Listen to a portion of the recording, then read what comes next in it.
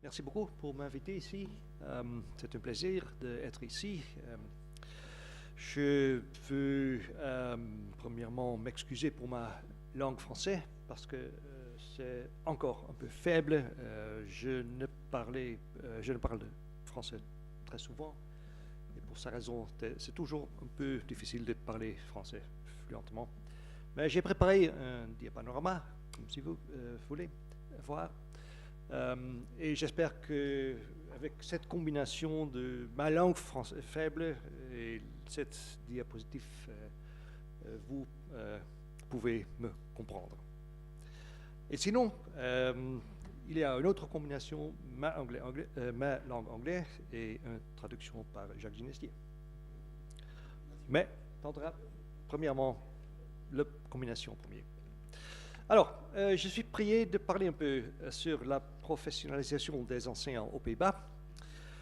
J'ai lu aussi un peu sur la situation française. Alors, je tenterai de faire quelques comparaisons, mais c'est un peu difficile parce que je ne suis pas un expert, naturellement, sur la situation de la France. Mais il y a quelques différences intéressantes entre les deux systèmes. Et peut-être c'est le mieux de commencer avec le système éducatif néerlandais. Nous avons l'école primaire, le domaine vert. Après, ici, il y a une différence très importante avec la situation en France parce que nous avons une séparation entre l'éducation générale et l'éducation professionnelle immédiatement après l'école primaire. C'est une situation sur laquelle beaucoup de gens ne sont pas heureux. Déjà, hier, il était un article dans un journal par un professeur d'éducation qui a dit encore une fois que c'est une situation n'est pas très bonne, mais c'est encore la situation. Alors, les deux colonnes orange sont de l'éducation générale et les autres sur le droit sont l'éducation professionnelle. Dans l'éducation générale, nous avons deux types d'écoles. VWO, il prépare pour l'université, et il y a un autre type d'école titrée AVO qui prépare pour l'éducation professionnelle supérieure. Dans le colonne d'éducation professionnelle, ils sont trois niveaux. Un niveau préparatoire, VMBO, un niveau moyen, MBO, et un niveau supérieur, HBO. Ils sont plusieurs des routes pour entrer. Le HBO, on peut entrer HBO via le AVO, mais aussi dans la route professionnelle. Alors, cette est la situation des écoles. Maintenant, la manière dans laquelle les maîtres sont formés, ils sont trois routes traditionnelles, on peut dire, que nous avons pour plusieurs années. Commençons avec l'école primaire. Les maîtres pour l'école primaire sont formés aux grandes écoles, mais des grandes écoles spécialisées pour former 7 maîtres. C'est un programme de 3 années avec une licence comme le degré.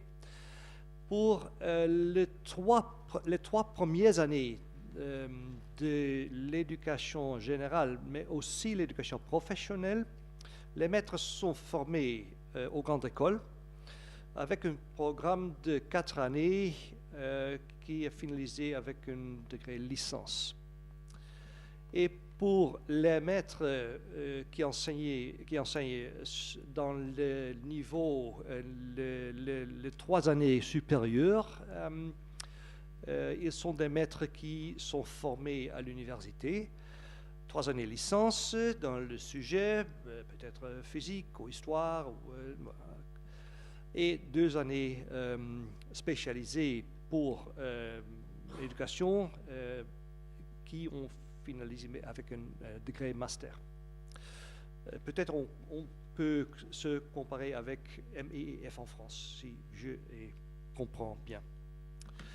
Mais récemment, ils sont deux nouveaux routes, de nouveaux programmes qui sont peut-être intéressants aussi pour la France. Maintenant, la situation est maintenant plus confusante parce que maintenant, ils sont aussi des maîtres dans les 3 premières années dans l'éducation générale et l'éducation professionnelle qui sont enseignés dans l'université avec un programme un mineur qui est en partie de leur programme bachelor, la licence, pour 6 mois, spécialisé pour éducation. Et si on finalise le degré licence, on a aussi une licence pour enseigner dans les 3 premières années de l'école générale et aussi professionnelle. Alors maintenant, ce ne sont pas seulement des maîtres qui sont formés dans les grandes écoles, mais aussi dans l'université, qui enseignent dans les premières 3 années de l'école générale et professionnelle. De l'autre côté, maintenant, il existe aussi un programme pour former des maîtres qui enseignent dans les 3 supérieures années dans l'éducation générale. C'est un programme qui consiste de 4 années licence dans le sujet, dans l'éducation, et 1 année master sur combinaison de sujets et éducation, pédagogie. Mais ces maîtres sont formés aux grandes écoles. Alors c'est une situation très nouvelle pour nous. On peut voir que les écoles encore font une différence entre les 2 types. Si on école à un maître qui est formé à une grande école, il a vu un peu différent que un maître qui est formé à une grande école, parce que le maître formé à l'université a un petit différent niveau abstract, on peut dire. Ce sont des choses qui encore font une différence entre les 2 types de maîtres. Alors, quelles sont les caractéristiques concernant les sujets qu'on peut enseigner? Les enseignants en école primaire sont qualifiés pour toutes les matières scolaires, premier, comme en France, je crois. Les enseignants qui enseignent dans la secondaire, les 3 premières années, sont qualifiés pour plusieurs matières, mais ce sont dans la majorité des cas 2 ou 3. Et une combinaison naturelle, comme la physique et la chimie, ou physique et mathématiques, ou choses comme ça. Et les enseignants dans le niveau secondaire, les 3 supérieures années, sont qualifiés pour seulement une matière, physique ou chimie ou mathématiques ou une autre matière. Différence avec la France, nous n'avons pas une compétition nationale. Nous n'avons pas des diplômes instituts spécifiques, il existe seulement des diplômes nationaux.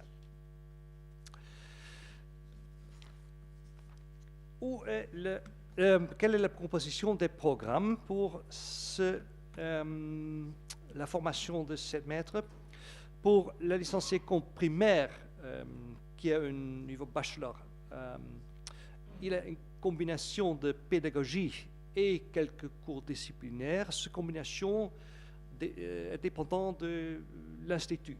Ils sont des instituts qui spécialisent, par exemple, dans les sciences naturelles. Ils sont des autres instituts qui font des autres choix. Mais le programme est toujours en combinaison de pédagogie et quelques cours disciplinaires. Pour l'école secondaire, les niveaux plus bas, avec une licence bachelor à les grandes écoles, c'est une combinaison, c'est-à-dire c'est le programme traditionnel, une combinaison de discipline, pédagogie et travail à l'école, apprentissage, le mot propre, je crois, et dans le niveau de la route universitaire, c'est mineur en éducation nouveau. C'est une combinaison un peu différente. C'est pédagogie didactique, stage à l'école. J'ai oublié quelque chose. Discipline naturelle. Non, la discipline n'est pas dans la mineure. C'est peut-être la combinaison est 50-50. J'ai fait une erreur ici. Mais ces deux parties sont les mêmes. Pour le master, le niveau supérieur aux grandes écoles, c'est la route nouveau, une combinaison de discipline, pédagogie et travail à l'école. Et la route traditionnelle pour ce niveau-là est une combinaison de disciplines disciplinaires, physique, mathématiques, etc., pédagogie, didactique, mais aussi un petit recherche que les étudiants font lui-même et aussi naturellement le travail à l'école. Le travail à l'école a fait dans un institut nouveau que nous appelons école de formation. C'est un peu, le nom est un peu problématique parce qu'ils ne sont pas des écoles propres, mais ils sont des consortia, des combinations de quelques instituts universitaires, quelques instituts de grande école et plusieurs des écoles secondaires. Et ils travaillent ensemble pour former les enseignants avec le travail à l'école. Nous avons une coopération intense avec le but de faire une relation entre la théorie qui est enseignée dans l'institut et la pratique que les étudiants expérimentent dans les écoles. Pour juger les étudiants, nous utilisons cette compétence et pour chaque compétence, nous avons défini des niveaux ou des rubriques,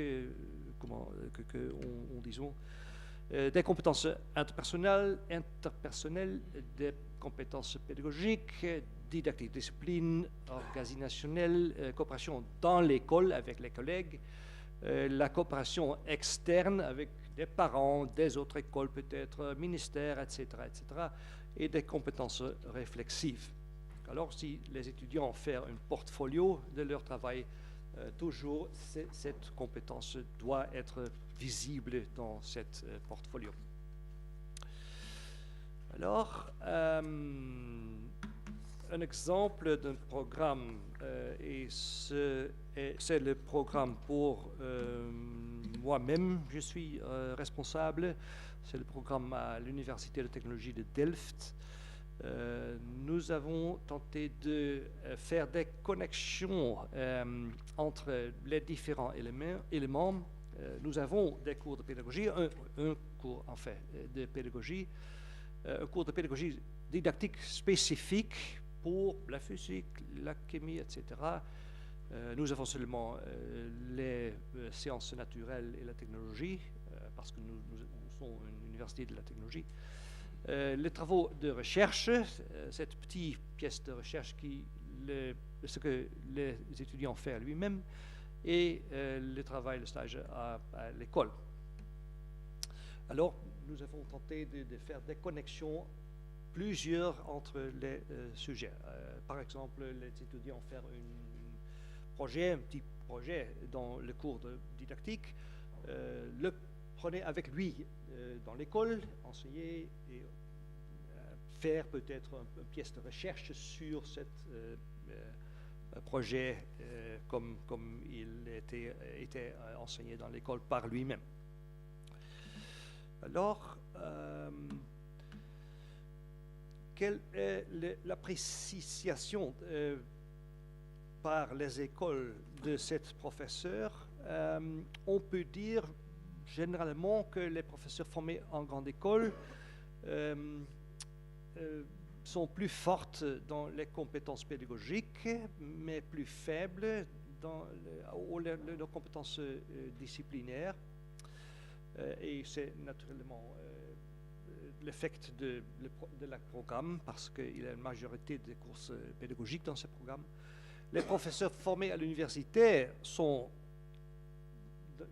et ce sont les modèles des écoles lui-même, plus faibles dans les compétences pédagogiques, mais plus fortes des compétences disciplinaires et académiques. Elle a un niveau différent, les écoles disent, que les autres maîtres. Aussi, ils sont vus comme des gens qui sont aptes à initier et diriger des innovations éducatives. Ils sont des partenaires pour l'université, pour le ministère, de parler sur des innovations dans l'éducation. C'est un niveau différent.